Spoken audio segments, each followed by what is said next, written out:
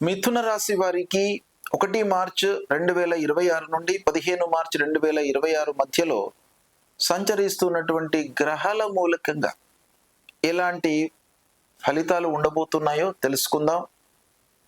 ఈ మధ్య కాలంలో గ్రహాలు సూర్యుడు కుంభంలో, కుజుడు మీనంలో, బుధుడు కుంభంలో, గురువు మిథునంలో, శుక్రుడు మేషంలో, శని మీనరాశిలో, రాహు కుంభరాశిలో, కేతువు సింహరాశిలో సంచరిస్తున్నారు. అయితే ఈ సంచారం మిథున రాశి వారికి ఎలా ఉంది అనే విషయాన్ని మనం చూసినట్టయితే 3 గ్రహాలు రవి, బుధుడు, రాహువు 9వ స్థానంలో ఉన్నారు మిథున రాశి వారికి. అయితే ఈ స్థానంలో 9వ స్థానంలో ఉండడము కొంత మీరు అదృష్టం పైన ఆధారపడకుండా మీ పైన మీరు ఆత్మవిశ్వాసాన్ని పెంచుకొని పనులను కూలంకషంగా అర్థం చేసుకొని వాటిని ప్రారంభించడం చాలా ముఖ్యం. తద్వారా మీకు మంచి ఫలితాలు కలుగుతాయి. ఇక గురువు జన్మరాశిలో ఉన్నాడు, అంటే మిథునంలోనే సంచరిస్తున్నాడు. తద్వారా ఏంటి, గోచార రీత్యా మీకు ప్రతికూలమే అయినప్పటికీ ఒక గురుగ్రహము 1వ స్థానంలో సంచరించడం మూలకంగా మీకు సంబంధించినటువంటి విషయాల్లో మీకు గౌరవం లభిస్తుంది. అంటే మీరు చేస్తున్నటువంటి విషయాలకు గుర్తింపు లభించి మిమ్మల్ని నలుగురు అడిగేటువంటి అవకాశాలు ఉన్నాయి. ఇకపోతే ధైర్యము, ఆత్మవిశ్వాసం బాగా పెరుగుతుంది.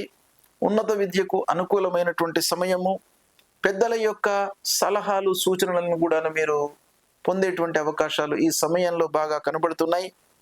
ఇక కుజుడు, శని ఈ 2 గ్రహాలు 10వ స్థానంలో సంచరిస్తున్నాయి. ఈ 10వ స్థానంలో సంచరించడం మూలకంగా ఉద్యోగంలో కొంత ఒత్తిడి పెరిగేటువంటి అవకాశాలు బాగా కనబడుతున్నాయి. పై అధికారులతో చిన్నపాటి ఘర్షణలు ఎదురవుతాయి. కనుక మీరు ఎంతవరకు మాట్లాడాలి, ఎంత అవసరమో అంతవరకే మీరు రిస్ట్రిక్ట్ అయ్యి ఉండడము చాలా మంచిది. శుక్రుడి యొక్క స్థితి చాలా లాభదాయకంగా ఉంది. చాలా సంతోషంగా ఉంటారు. స్నేహితుల ద్వారా సహాయ సహకారాలు అందుతాయి. వాళ్ళు మిమ్మల్ని మార్గదర్శకంగా తీసుకోవడము, మీరు వాళ్లకు సహాయం చేయడము, వాళ్ళు మీకు సహాయం చేయడము ఈ సమయంలో జరిగేటువంటి అవకాశాలు ఉన్నాయి. ఆదాయం బాగా పెరుగుతుంది. కుటుంబం లోపల సంతోషంగా ఉంటారు. దాంపత్యంలో అనుకూలత ఉంది. అయితే అనవసరమైనటువంటి విషయాలను చర్చించకుండా ఉండడం చాలా మంచిది. అంటే లిమిటెడ్గా మీరు చర్చించడం మూలకంగా ఇంకా సంతోషంతో ఉండడానికి అవకాశాలు ఎక్కువ ఉంటాయి. ఆరోగ్యం పైన కొంత జాగ్రత్త అవసరము. ఇక ప్రయాణాలు కలిసి వస్తాయి. విదేశీ ప్రయాణాలకు కూడాను మీరు సమకూర్చుకుంటారు. ఆర్థిక వనరులను సమకూర్చుకోవడం అనేటువంటిది కూడాను ఈ మధ్యకాలంలో జరుగుతుంది. కోర్టు వ్యవహారాలలో సానుకూలత గోచరిస్తుంది. పిల్లల విషయంలో మీరు మంచి నిర్ణయాలు తీసుకుంటారు. సంతానం కొరకే ఎదురు చూస్తున్నటువంటి వాళ్ళకు కూడాను ఈ పక్షం బాగా అనుకూలిస్తుంది. విద్యార్థులకు విజయం, ఆదరణ లభిస్తుంది. మంచి వాళ్ళ యొక్క సహాయ సహకారాలను పొందుతారు.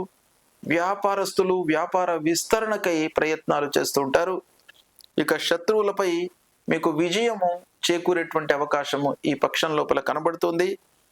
అప్పుల నుండి విముక్తులవుతారు. పూర్వం తీసుకున్నటువంటి రుణాలన్నీ కూడాను రిపే చేసేటువంటి అవకాశాలు బాగా కనబడుతున్నాయి. భూ లావాదేవీలు, వాహన లావాదేవీలు, తర్వాత వ్యవసాయానికి సంబంధించినటువంటి భూములు, ఇలాంటి వాటి విషయంలో కొంత జాగ్రత్తగా ఉన్నట్టయితే మీకు సత్ఫలితాలను పొందేటువంటి అవకాశాలు ఉన్నాయి. ఓవరాల్గా మనం చూసినట్టయితే మిథున రాశి వారికి ఈ పక్షము మిశ్రమ ఫలితాలను ఇస్తుంది. ఆలోచించి నిర్ణయాలు తీసుకోవడము చాలా ముఖ్యం. శుభం.